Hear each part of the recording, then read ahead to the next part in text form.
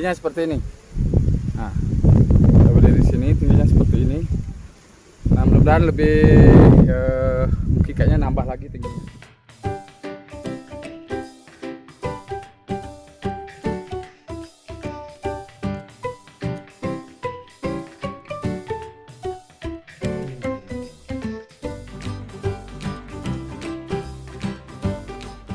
Assalamualaikum warahmatullahi wabarakatuh. Ketemu lagi dengan saya Nandang Strodonil di channelnya Lahan Pintar.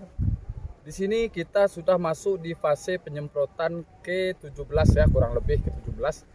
Namun kali ini kita harus melakukan pengimbangan antara pemberian nutrisi dan pemberian pengendalian hama dan penyakit.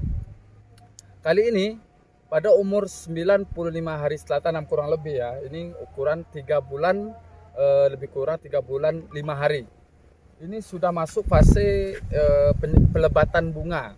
Pelebatan bunga ini tentulah kita harus mempertahankannya dengan daya kerja dari fungisida maupun insektisida dan nutrisi yang tepat untuk memperhatikan dari bunga tersebut, baik kerontokan maupun supaya bunga itu lebih tangkainya lebih kuat dalam terpaan angin maupun hal lain yang bisa mengganggunya. Ada beberapa pertanyaan yang ingin saya jawab dari komen ya, komennya Lahan Pintar. Yang pertama yaitu bibit yang saya gunakan ini bukan bibit yang bermerek, namun kita tidak bisa menyebutkan mereknya karena memang tidak ada merek ya. Ini bibit yaitu varietas lokal saja, varietas lokal. Nah, yang kemudian ini tidak kita lakukan rempel. Ada yang menjawab, yang bertanya, Bang, itu apakah dirempel, Bang, cabenya? Ini untuk meratakan seperti ini kita tidak melakukan perempelan atau potong pucuk, ini kita tidak lakukan.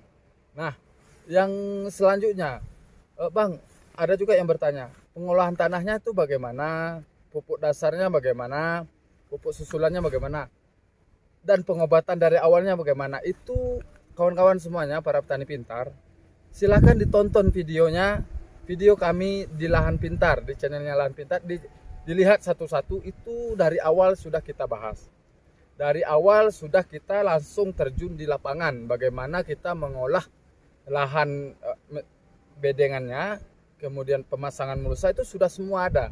Bagaimana kita memberikan nutrisi tanah sebelum tutup mulsa itu sudah ada juga. Nah, faktor yang paling penting itu ya memang pengolahan tanah. Silakan disimak baik-baik, walaupun video kita masih sedikit mungkin belum rapi ya. Silakan dilihat dulu. Silakan dilihat bagaimana kita melakukan dari awal, dari 0 hari ya, dari pembuatan bedengan. Silakan dilihat. Baik. Nah, selanjutnya tentu kita harus memperhatikan setiap fase dari pertumbuhannya. Pertumbuhan dari tanaman cabai kita umur sekian kita harus memperhatikannya. Apabila kita tidak memperhatikan, kita langsung melakukan perawatan atau penyemprotan di lapangan, ya otomatis kita tidak tahu gejala apa yang akan timbul setelah kita melakukan penyemprotan maupun hal lain yang tidak sesuai dengan keinginan dari tanaman cabai kita.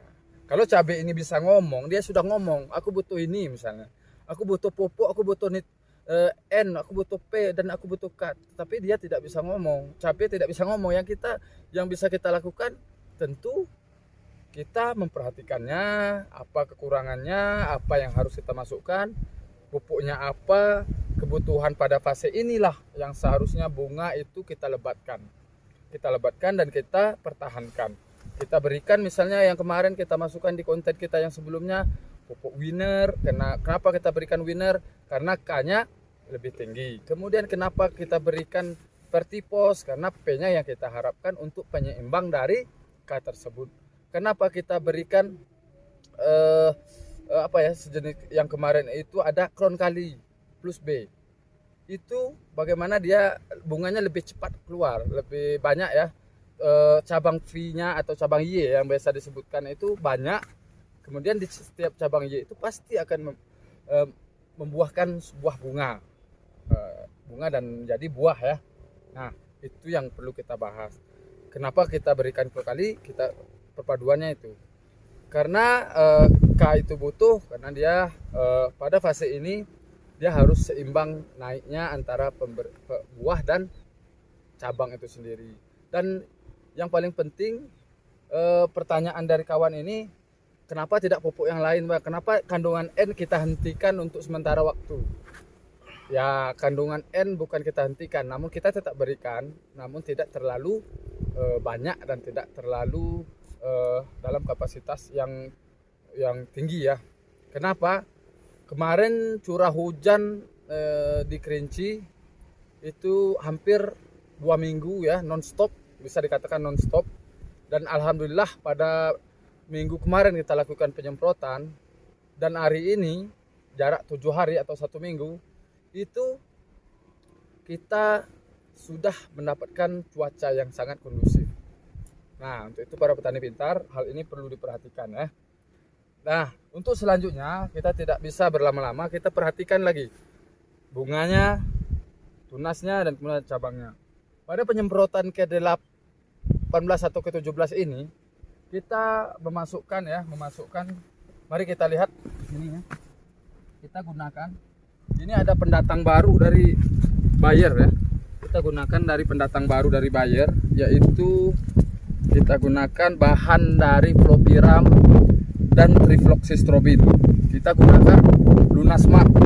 Silakan kawan-kawan para petani pintar dicari, kemudian dibeli.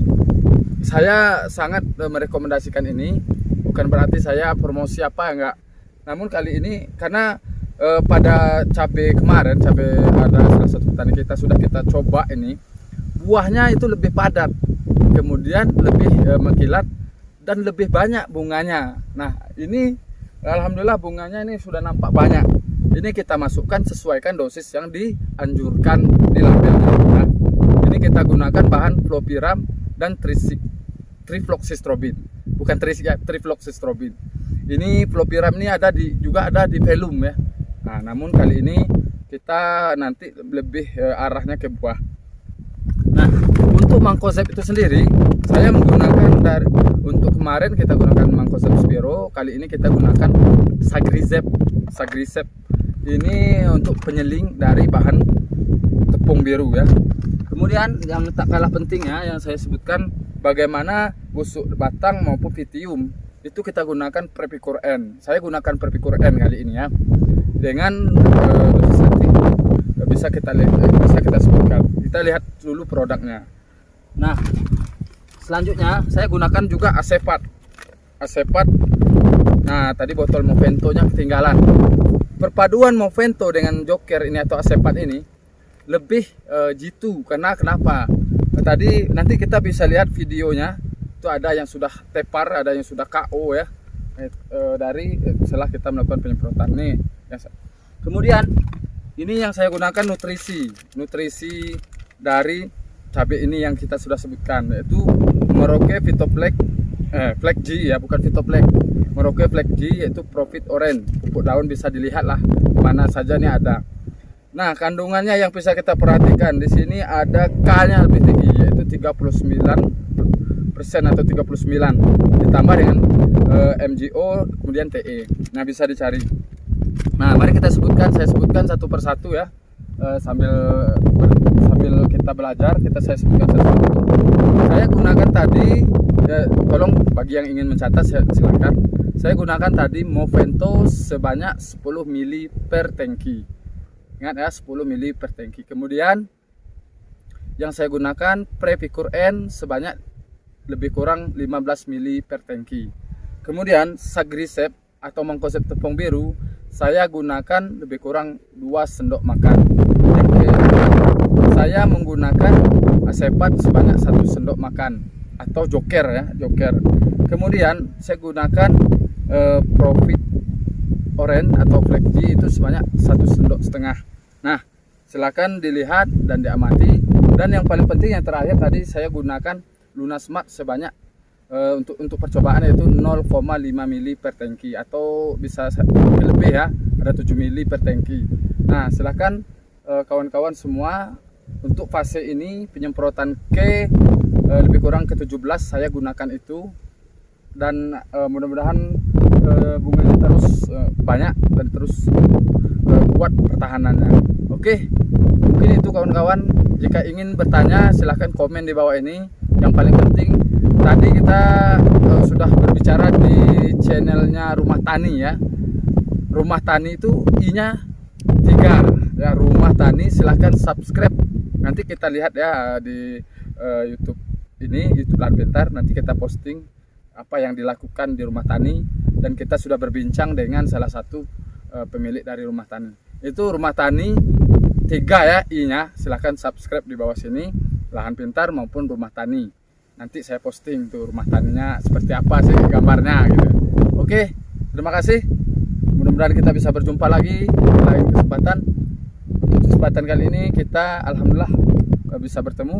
Mudah-mudahan secepatnya kita akan bahas masalah penanaman kentang, cabai dan lain sebagainya. Oke, assalamualaikum warahmatullahi wabarakatuh.